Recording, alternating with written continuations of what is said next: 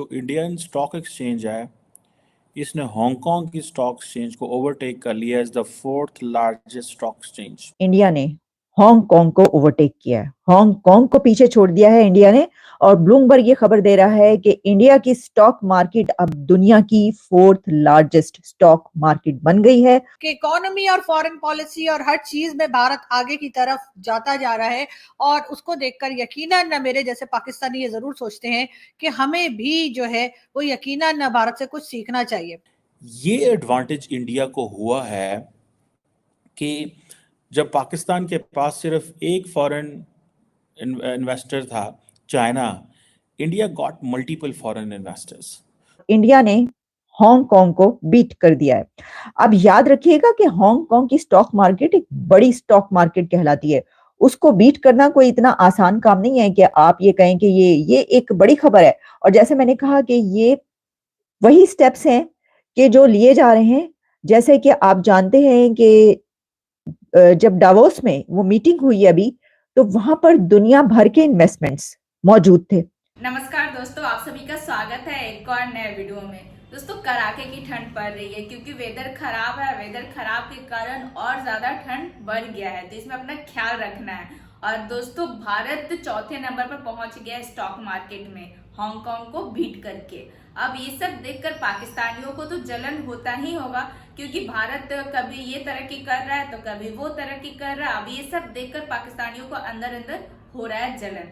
तो आइए देखते हैं इसको लेके पाक मीडिया क्या बात कर रही है। लेकिन वीडियो में आगे बढ़ने से पहले चैनल पर नए हैं तो चैनल को जरूर से सब्सक्राइब कर ले, और मेरा वीडियो अच्छा लगता है तो दूसरों में भी शेयर करें। तो आइए बढ़ते हैं वीडियो में आगे। और जो कंबाइंड वैल्यू है, जो शेयर्स लिस्टेड है इंडियन स्टॉक एक्सचेंज में, वो 4.3 ट्रिलियन डॉलर पे चली गई है, जबकि हांगकांग इज 4.2 ट्रिलियन डॉलर।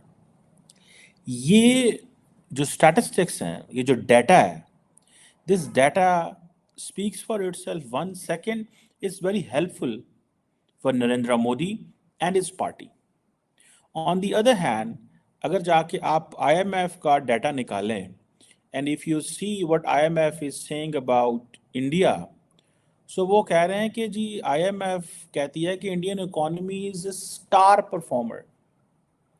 जब पॉलिटिशियंस को इंटरनली एक होता है इनकम्बेंसी फैक्टर कि जनाब 10 साल हुकूमत की है और हालात ठीक नहीं चल रहे, शोर गुलगुला मचा हुआ है, अपोजिशन चढ़ाई कर रही है, आवाम गालियां दे रही है, इन्फ्लेशन है, हालात ख़राब हैं। But in on the other hand, the global financial institution जो हैं, they are supporting and asking, and जिसे वो कहते हैं ना, फूल लगा रहे हैं उनकी इकोनॉमी पे।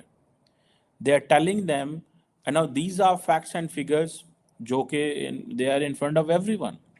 अब जो इंडियन स्टॉक मार्केट है, जिसने अभी ओवरटेक की है हांगकांग की को मार्केट को, ठीक है जी, और जैसे मैंने बताया 4.33 ट्रिलियन डॉलर पे वो चली गई है, and this is what the Bloomberg is saying, ठीक है जी। एंड द ब्लूमबर्ग, आपको पता है, they have a credibility in terms of statistics. कल पाकिस्तान के अंदर हमारे ब्लूमबर्ग जो है उसको भी इस्तेमाल कर रहे थे नवाज शरीफ साहब और उनकी पार्टी, और कह रही थी कि जो नवाज शरीफ का टाइम था तो पॉलिटिकल स्टेबिलिटी के साथ साथ फाइनेंशियल स्टेबिलिटी थी, और वो टाइम बड़ा अच्छा था, ये एंड वो था। सो उसको कोट किया जा रहा था। अब अमेरिका की जो जो बेसिकली दुनिया की जो सबसे बड़ी स्टॉक मार्केट है, 50 ट्रिलियन डॉलर से ज़्यादा की है। चाइना की 8.4 ट्रिलियन डॉलर की है, यानी कि आप समझ लें कि इंडिया से डबल है। जापान 6.3 ट्रिलियन, और पंजाबी कहते हैं जापान तो व्हाट्सएप पे है इंडिया थे। दैट इज़ वाई जापान का जो सारे का सारा orientation towards India is changing. उनके इन्वेस्टर्स बहुत तेजी से आ रहे हैं। ये एडवांटेज इंडिया को हुआ है, या थर्ड लार्जेस्ट इकोनॉमी बनने की तरफ गामजन है, तो वो जो स्टेप्स हैं उनमें ये एक बड़ा स्टेप है कि इंडिया की स्टॉक मार्केट ने अब हांगकांग की स्टॉक मार्केट को पीछे छोड़ दिया।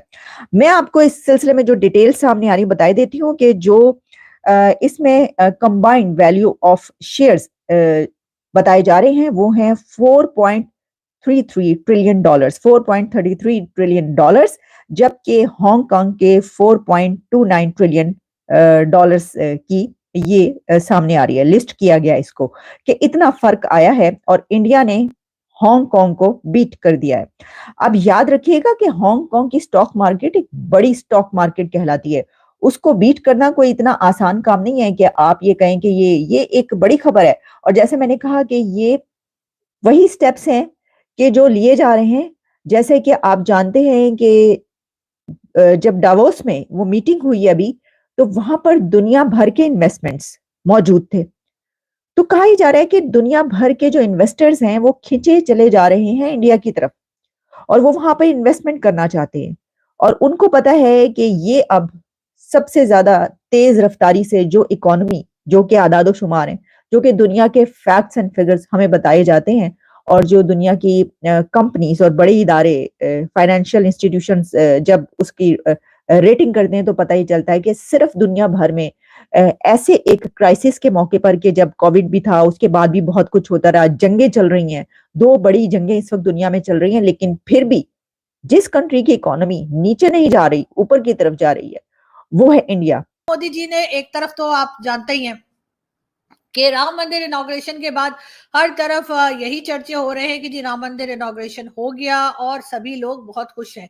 मगर इसके साथ साथ जी इंडिया ने एक और बड़ा कारनामा और किया है, और वो ये कि जी इंडिया ने टेक ओवर किया है हांगकांग को, और वर्ल्ड के जो 4th लार्जेस्ट आप समझिए स्टॉक मार्केट जो है वो अब भारत बन चुकी है। और इससे पहले हांगकांग था, और हांगकांग को पीछे छोड़ दिया है, और इस वक्त भारत जो है वो दुनिया के 4थे नंबर पर वर्ल्ड स्टॉक मार्केट के नाम पर, या वर्ल्ड स्टॉक मार्केट के तौर पर सामने आया है।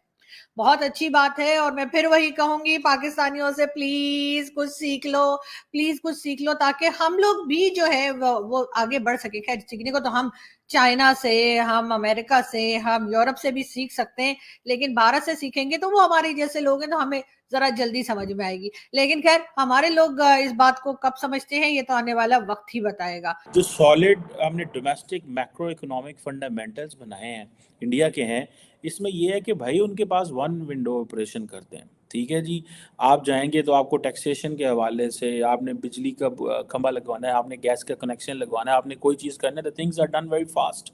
ठीक है जी, so favourable environment in other words वो दिया जाता है।